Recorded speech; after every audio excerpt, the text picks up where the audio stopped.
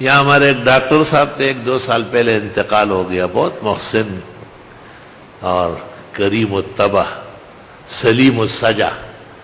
تو انہوں نے کہا بڑی مشکل سے بچی کی شادی ہو گئی اور اب وہ حمل ہے لیکن ٹیڑھا ہو چکا ہے. ڈاکٹر کہتے ہیں صاف کرنا پڑے گا. میں خاموش رہا. وہ پھر سمجھتے ہوں گے کہ اس نے کوئی توجہ نہیں دی. 1-2 سال بعد پھر مجھے کہا کہ پھر حمل ہو گیا اور پھر ٹیڑھا ہو چکا ہے. میں نے کہا اب صحیح ہو جائے گا. کہنے لگے کیسے؟ میں نے کہا آیت مل گئی. اس وقت سے لے کے اس وقت تک میں پورا قرآن میں سوچتا رہا.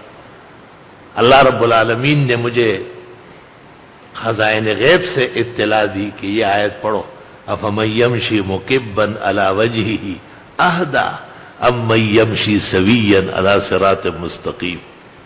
اور خاص طریقے سے پڑھ کر اور لکھ کر کے اس کو دے دیا. وہ بچہ گزشتہ سال محمد انور شاہ کے ساتھ فاضل ہو گیا. میں نے کہا اب انشاءاللہ خیر ہو جائے گی. ہمارے خادم یہاں بیٹھا ہوا ہے، اس وقت درس کے دوران بھی وہ موجود ہے.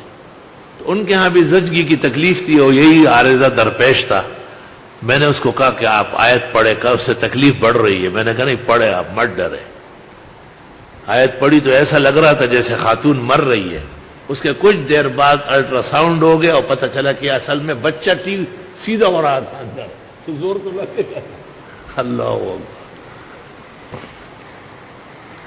اللہ تعالیٰ کی کتاب قرآن کریم ظاہراً باطناً شفا ہے، ہدایت ہے، خیر و عافیت کی پونجی ہے، خزائن ہے. تو فاتحہ کا ایک نام شفا بھی ہے، شافیہ بھی ہے، کافیہ بھی ہے، دعا بھی ہے، تساؤل بھی ہے، صلاۃ بھی ہے. 45 یا 47 کے قریب نام صرف فاتحہ کے بنتے ہیں.